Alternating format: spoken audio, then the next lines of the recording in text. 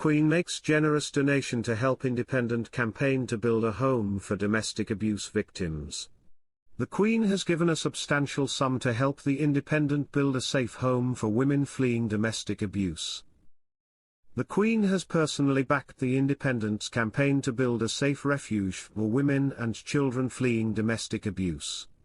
Camilla has been a long supporter of women escaping abusive partners, and a vocal critic of violence within the home.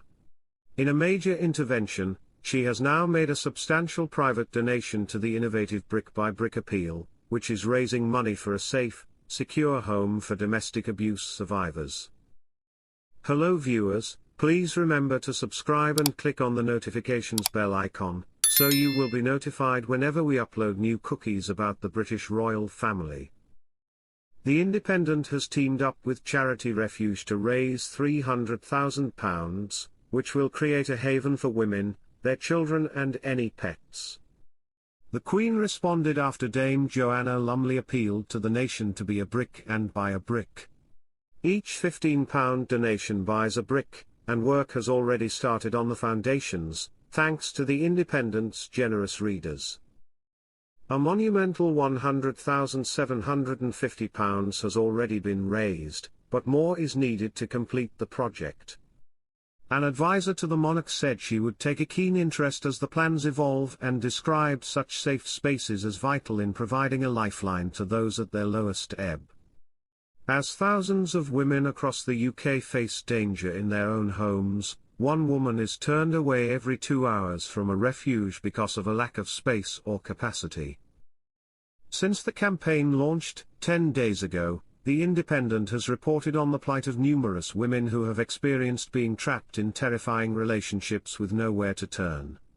Among them were Esther, who was held hostage for a week by her abuser, and Emma Armstrong, whose partner repeatedly threatened her with revenge porn if she left. BBC star Victoria Derbyshire described how her father used to beat her mother at one point, breaking her ribs, and revealed that he once threw boiling soup over the presenter when she was a child. Camilla has put domestic abuse front and centre of her work, both before and after becoming Queen.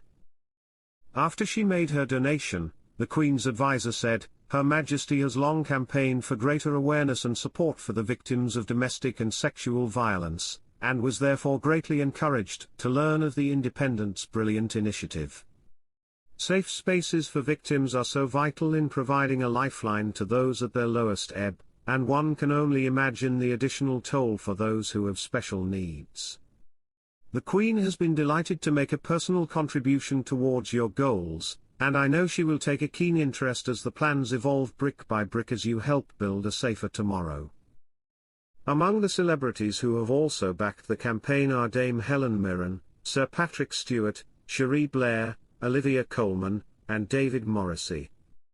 Hetty Barkworth-Nanton, Chair of Trustees at Refuge, said she was delighted that Camilla had backed the campaign. "We are so grateful for her support." In January this year, Her Majesty visited Refuge's Gaia service in Lambeth, speaking with survivors who bravely told their personal stories of lived experience with domestic abuse. "I know this is an issue very close to the Queen's heart, and her pledge to our Brick by Brick campaign in partnership with the Independent will ensure we have even more services survivors can turn to, enabling them to rebuild their lives following domestic abuse." The Queen has devoted herself to highlighting violence against women for over 10 years, and has undertaken numerous engagements to learn more about the issues and meet survivors. As the Duchess of Cornwall, she became patron of the UK charity Safe Lives in February 2021, and launched its photography exhibition, titled "I Am: Portraits of Survivors of Domestic Abuse," in Manchester. During the COVID-19 lockdown, she shared a message of support for domestic abuse victims, following a surge in the number of cases reported to helplines. She has also visited Refuge, and hosted a reception at Clarence House in 2022 to mark the 50th anniversary of the charity. As Queen, she hosted a reception at Buckingham Palace that same year, bringing together individuals and organisations who are working to end violence against women.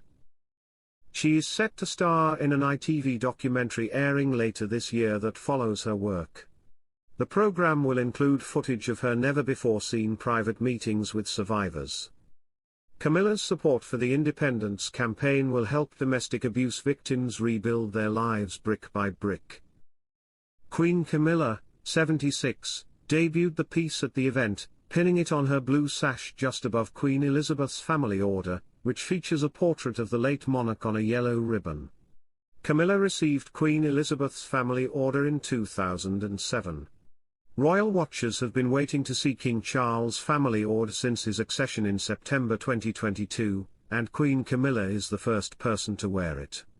The tradition of commissioning a family order, a badge worn by female members of the royal family personally bestowed by the sovereign, was established by King George IV over 200 ago, Buckingham Palace said in a statement. Family orders have since been instituted by Queen Victoria, King Edward VII, King George V, King George VI and Queen Elizabeth II.